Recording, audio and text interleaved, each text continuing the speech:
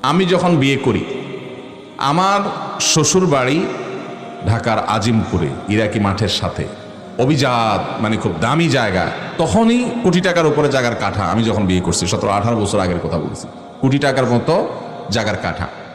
তো সেখানকার বাড়িওয়ালা, আর আমি হলাম সন্ন্যছাড়া গরিব মানুষ। ঢাকা শহরে আমার কোনো ফ্ল্যাট প্লট বাড়ি, তখন আমি মাত্র 2800 টাকা বেতনে চাকরি করি।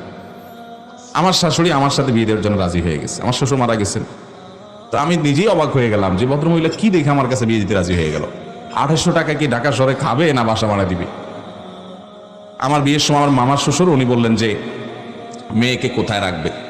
আমার আব্বাজান রহমতুল্লাহ আলাই খুব বিচক্ষণ মানুষ ছিলেন। তো আব্বাজান বললেন যে আমার ছেলে যেখানে থাকবে আপনার মেয়ে সেখানে থাকবে। আমার ছেলে যদি ওই রাঙ্গামাটি জঙ্গলে চলে যায় তো আপনার মেয়ে সেখানে যাইতে হবে। তো আমার আব্বার কথা শুনে ওনারা রাজি হয়ে গেছে।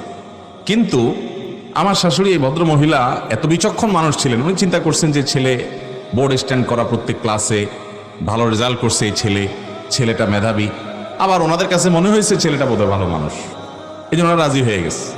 অথচ আমার একটাই ছেলেকে, একটাই ভাইরা, সে বেচারা অনেক পয়সা আলা মানুষ, আমি গরিব মানুষ, কিন্তু আমার কাছে দিয়ে দিছে। আলহামদুলিল্লাহ তাদের মেয়ে দুঃখে নেই, সুখে আছে আলহামদুলিল্লাহ। এটা আমি অন্তত বলতে পারি। আমাদের দেশে বেশিরভাগ মেয়ের বাবারা, ভাইয়েরা, আমি খুব সিরিয়াসলি বলছি যে আমরা বেশিরভাগ এই ক্ষেত্রে আমরা ভুল করি। আমাদের মেয়েদের জন্য আমরা দেখি যে একটা সরকারি, অনেক ছেলেরা আমাদের কাছে প্রশ্ন লেখে, হুজুর সরকারি চাকরি না করলে মেয়ের বাপরা মেয়ে দিতে চায় না বিয়ে। সরকারি চাকরি না করলে আপনি মেয়ে বিয়ে দিবেন না? সরকারি চাকরি করে কয় টাকা পাবে সে চুরি করা ছাড়া তো তার উপায় খুব বেশি একটা নাই। সরকারি চাকরি করে চুরি করা ছাড়া পয়সা করার কোনো পথ আছে?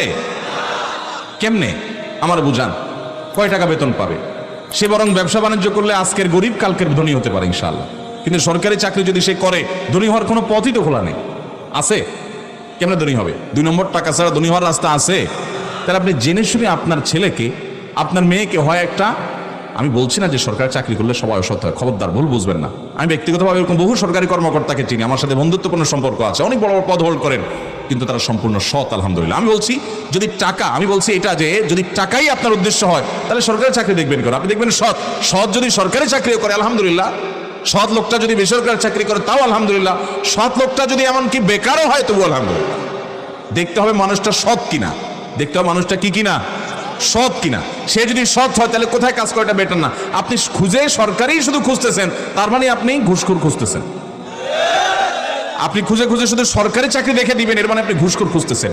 আত্মসম্মান বলতে কিছু থাকা উচিত, আত্মমর্যাদা বলতে কিছু থাকা উচিত, যে আমার মেয়েটা একটা সৎ ছেলের সাথে জীবন যাপন করবে, যে ছেলেটা কখনো হারামের কাছে যাবে না। চেষ্টা করবেন তো মেয়ের বাবারা ইনশাআল্লাহ। যে ভাই প্রশ্ন করেছেন, যে ড্রাইভার ভাই, তার মনের কষ্ট, তিনি নিজে অবৈধ সম্পর্ক করেন নাই, মেয়েটা ভালো জানতে পেরে পারিবারিকভাবে বিয়ের প্রস্তাব নিয়ে গেছেন।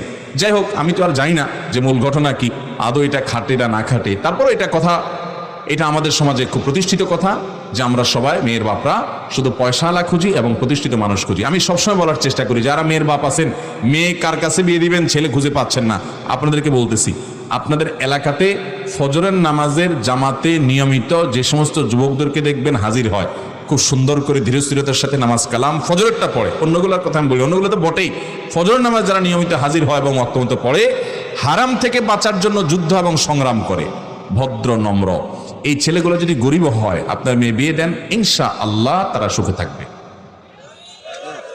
আল্লাহ তাআলা আমাদের মেয়ের বাবাদের সুমতি দান করুক। এই যে যুবকরা এত ঠিক করতেছে, এরা বিয়ের জন্য বেচারারা মানে বেকার হয়ে আস, এই ছেলেদের আল্লাহ তাআলা একটা হালাল ব্যবস্থা করে দেখ, এবং মেয়ের বাবাদের দিলটা আল্লাহ তাআলা নরম করে দেখ। আর ছেলের বাবারা যৌতুক খাওয়ার হারাম খুরি থেকে আল্লাহ তাআলা বেঁচে থাকার তৌফিক দান করুক। যুবকরা যৌতুক মুক্ত বিয়ে করবেন তো ইনশাআল্লাহ? ইনশাআল্লাহ।